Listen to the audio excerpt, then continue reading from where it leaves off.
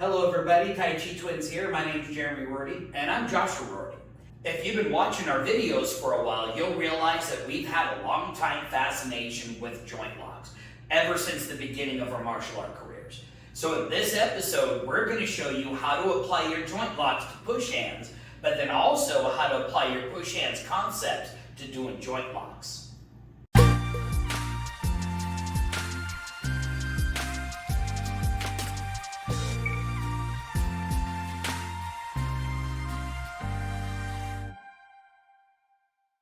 First thing to keep in mind when applying joint locks to your push hands is this is my partner. He's not an opponent. I'm not trying to dislocate his joints. Well, I'm really trying to off-balance him. That's the goal of my push hands. So with that, we generally steer clear of finger locks. Fingers are notoriously easy to dislocate. So generally what we're looking at is wrist locks, elbow locks, shoulder locks. Make sure that you've agreed on this with your opponent. Don't be randomly pulling out a joint lock and they're surprised by it, because at least I know that if he's getting a joint lock, I know it's going to happen, and I can make sure that I tap or I take my step or whatever we're looking for in that case.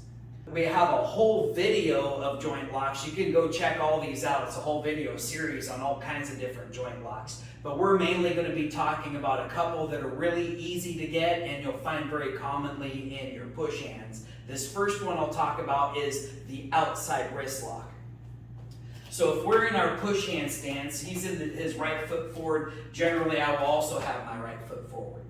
So if I'm doing the circles, this is just how we would normally start getting into our push hands.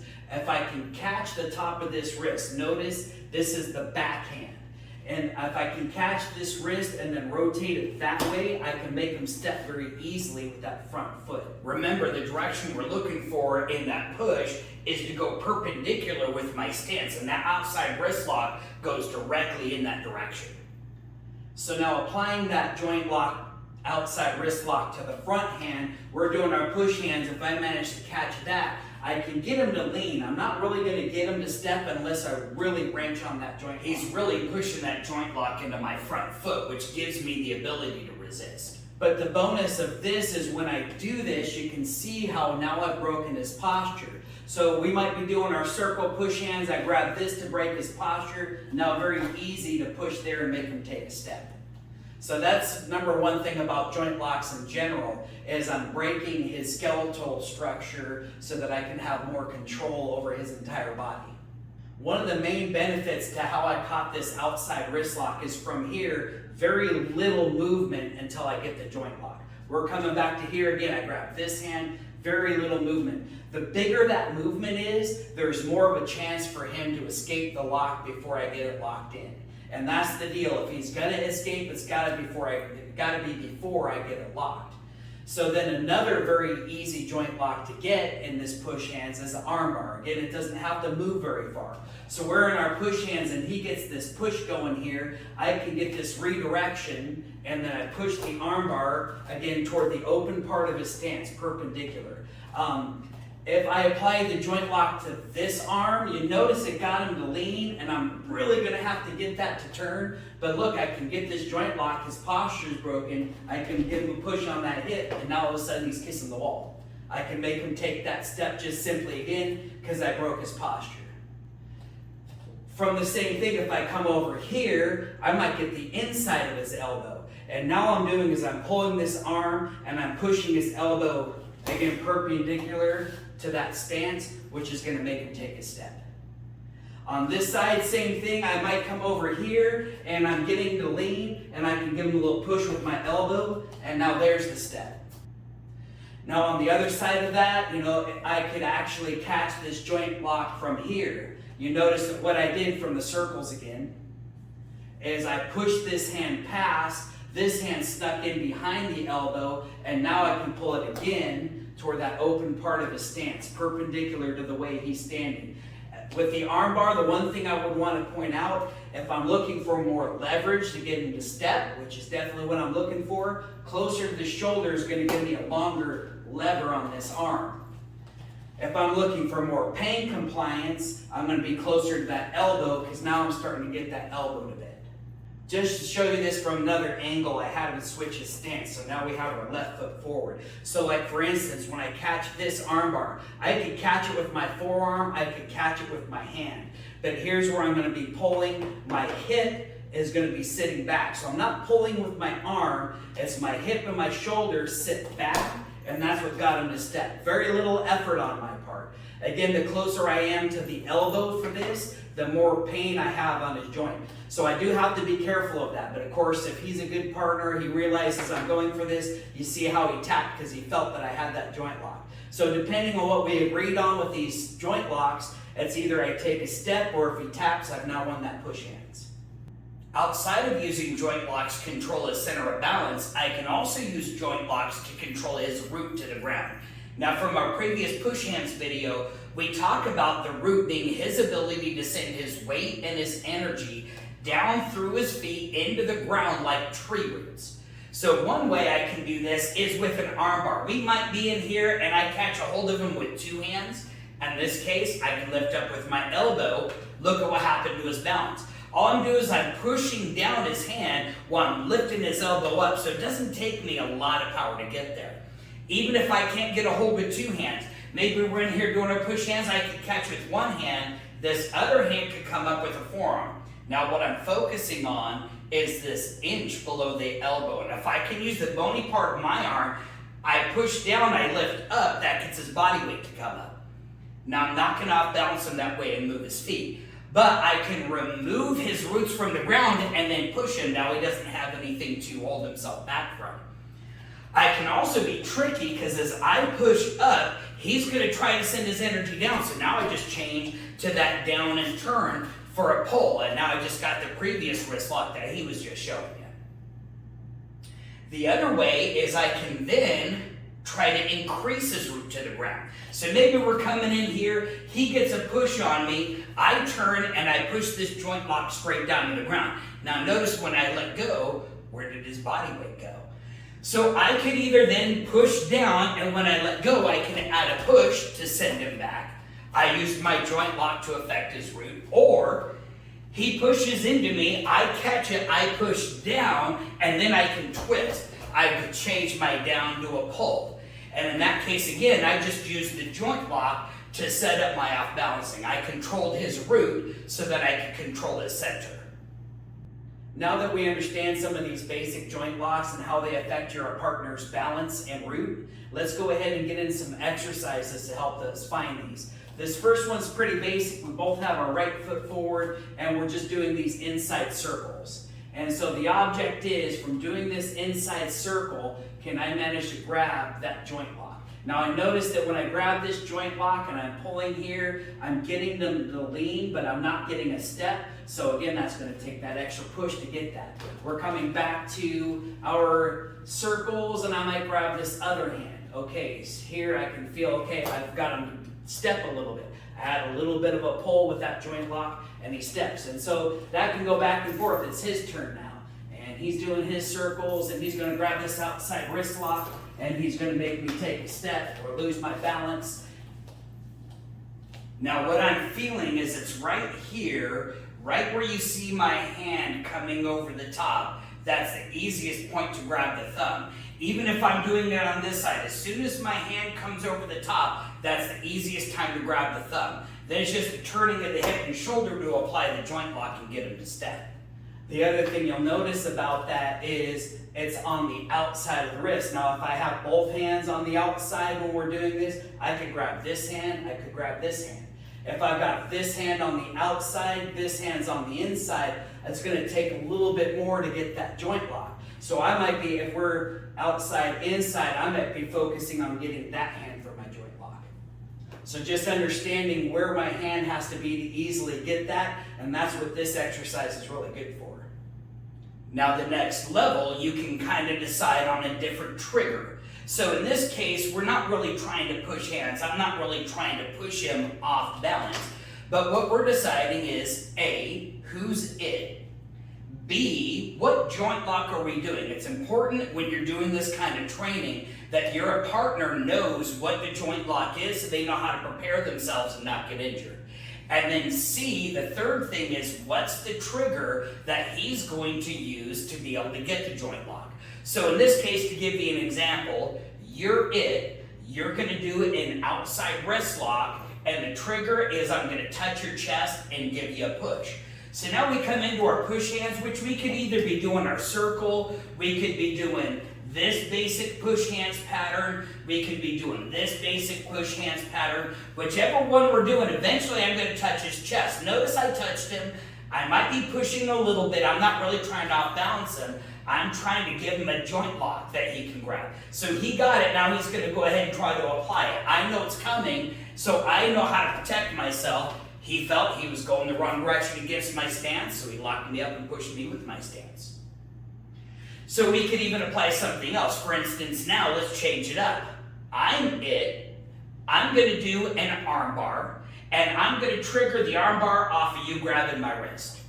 Again, same thing. We could be going from here. We could be going from our basic circle this way. We could be going from our basic circle this way. Whatever we're doing, at some point he's going to grab my wrist. I'm going to have to figure out arm bar. He's already got me, so maybe I just grab him a little bit with my thumb. Here it is right here on this side. I pull the hand this way. I pull the elbow this way against his stance. Then we go back into it. That was good. Let's go again. Here, I'm going to trigger off. He's grabbing my wrist. Whatever wrist he grabs, he grabbed this wrist. I've got two options. He's got this hand on this side where he's already holding my wrist. So maybe I come this way. Or his other wrist was already right here. I could just come this way. Look, now I'm applying the arm bar with his shoulder.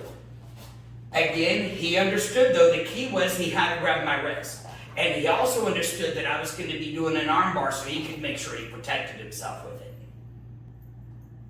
Once you're comfortable applying the joint locks to your push hands, the next step would be for your partner to then do the escape. Again, this is all agreed upon. We don't want any surprises when we're applying joint locks in a training situation. You don't want to hurt your partner because now they're not going to be able to train with you anymore. So we set up the same kind of idea. Here's the thing. You're going to be applying the outside wrist lock, and the trigger is when I touch your chest. Now when you do the outside wrist lock, my key is going to be doing the escape. So just to show you an example of that, we're doing our push hands. I get my hand onto his chest. He redirects and applies the outside wrist lock. Now it's my turn to do my escape. So there's a couple of ways I can do this. One is through an exercise called lazy dragon. Lazy dragon teaches me that I am going to resist with leverage going through the gap in his hand. Here's his thumb, here's his fingers. I've got a complete opening this way. But now you notice he's still holding on to my wrist. Here, if he grabs it the other way, what you'll then notice is once I've taken my pinky, I pointed it towards my nose, down towards the ground. Now my forearm becomes a lever against his pinky, and that causes the escape. Just to show you that again, we're in here, we're doing our push hands. I get a push on his chest. He applies the wrist lock. I then apply the escape. And then we do it again. He pushes on my chest, other hand. I apply the wrist lock. He applies the escape. The other way to do this is if I catch an inside wrist lock going this way, notice again, where's the free space? If I have it with two hands, he's not going to escape. If I have the lock, he's not going to escape. He's got to try to escape at this point here before I get it locked in. He's going to go against it. And again, if I grab it on this side, what you'll notice, he's going towards my opening. Now his forearm creates a lever against my pinky, and that creates the escape. The other idea is outside of going the opposite direction of the joint lock and trying to slip out, is to try to cooperate. In this case, you might need to apply some moving push hands, like single step or moving step, because in order to go with it, you're going to have to be able to move your feet. A good example of this is he's getting me in this arm bar. So he's pushing me down. If I don't escape quick enough, I'm going to be stepping or off balance, or he's going to be hurting my elbow. So as he gets this arm bar, I'm going to have to take my one step to get my better position. Notice he went down, my arm bar is going down. So he's now cooperating with my arm bar. That changed the position. I don't have the arm bar anymore. Now from here, I just have to push into a stance, and I've now countered that arm bar and got to push just by taking a single step. Same thing with the outside wrist lock. If he's in here, he touches my chest, I apply the outside wrist lock while I'm going this way. If he can do single step, he can do single step, and my joint lock just instantly is gone. Then he can push me, or he can counter the joint lock. I'm going with it so that I'm untwisting that joint lock and I'm getting my joint back to true. So again, just to point out the order, the very first thing you do is cooperatively pick a joint lock, practice it from your push hands. Second step, once I've applied the joint lock, the partner is now going to try to escape. Step number 4 is now that the partner's escaped, now he's going to try to apply a joint lock. And then I am going to escape, and I am going to try to apply a joint lock. So just to give you an idea what that might look like, we might do the same trigger. Hey, you're going to touch my chest, and I'm going to do an outside wrist lock. I do the outside wrist lock. He starts to move to counter, and then outside of countering, he's going to catch me and do another joint lock. He's doing this joint lock. I'm going to come down. I'm going to counter, and I'm going to try to apply another joint lock. Then he's going to try to counter that joint lock. He gets there, I'm going to try to catch myself another joint lock. And we'll just keep going back and forth cooperatively, taking turns. Now we're getting into this realm, changing from applying joint locks to my push hands, of now applying my push hands concepts to my joint locks. And again, the main push hands concept is I'm not resisting my opponent, I'm flowing with my opponent. And so now what we're doing, again, still cooperative. I'm going to be starting with an outside wrist lock. Now this could come from we're doing our push hands, but we're not really so much worried about push hands patterns anymore. I'm applying the outside wrist lock. He's going to escape, and from his escape, can I find another joint lock? He's going to escape again. From here, can I find another joint lock? And you see how we're being cooperative. He got to his escape, he paused, I got to go, okay, how would I re-grab, how would I get a new joint lock? And we can constantly flow that way, and that's training for both of us. For me, I'm flowing on changing from one joint lock to another. For him, he's going, okay, I'm in this joint lock, how do I escape? Do I need to make a step? Do I need to apply lazy dragon? Do I need to apply lazy waiter? And now this becomes more of a joint lock session rather than a push hand session. And again, the cooperative part is the key for safety to make sure we're not injuring each other. I'm letting him apply the joint lock. He's letting me apply my counter. I'm letting him apply his counter. Now I know that's not how real life goes, but what we're trying to do is train that sensitivity. That's the important thing of being able to apply multiple joint locks in real life. Now that we understand a little bit better about how the joint locks affect my partner, how my partner can escape those joint locks, how I can flow from one joint lock to another, we can start getting into more competitively. Again, we want to keep this slow. Anytime we're doing joint locks, if I go too quick or too much power, I could end up injuring my partner, and then no more partner to practice with. My partner is really important for helping me improve my skill. I'm really important for helping my partner improve their skill. And from the partner aspect of it, I need to check my ego at the door. We're friends here competing. We're not enemies competing. So if I feel he's got the joint lock, instead of injuring myself and trying to resist it, I'll just tap. I'll just take the step. Let him have the point. It's not like the winner is going to get a bag of cookies. That's where we have to let go of our ego and just be honest with each other. If he feels I have this joint lock, he's going to tap, and maybe that's the deal. We're in the fixed step push hands. I can't take a step. So I'm either looking to off balance him, or he feels I got the lock, he's just going to tap. And the tendency is, if I don't take my ego out, he starts getting a joint lock on me, I'm going to start resisting. And as I start resisting, he's going to be putting more power into that joint lock. And then what happens when my resistance disappears? I end up with an injury. So we want to keep the ox out of the fight. We're just going to stay loose and cooperative, and I'm just going to make sure that if he gets the lock, that I can admit that and that he knows that. Ultimately, if we're applying joint locks to our push hands, it's going to be a lot easier if we're doing a one step or a moving step, especially when it comes time for escaping. And the moving step at that point, I'm either going to be making him touch the ground or step outside of the ring, or again, tap when he feels the pain of that joint lock. And we'll get more into the moving step style of push hands in another video just to give you more details on that. As with any skill, it takes practice and proper training to get good at it. So make sure you look for a good school in your area. If you're in Southern Oregon, contact us for our locations and times. Thanks for watching our video. If you enjoyed it, like it, and make sure to share that with a friend. Click the subscribe button and then hit that notification bell so you can catch our next exciting video.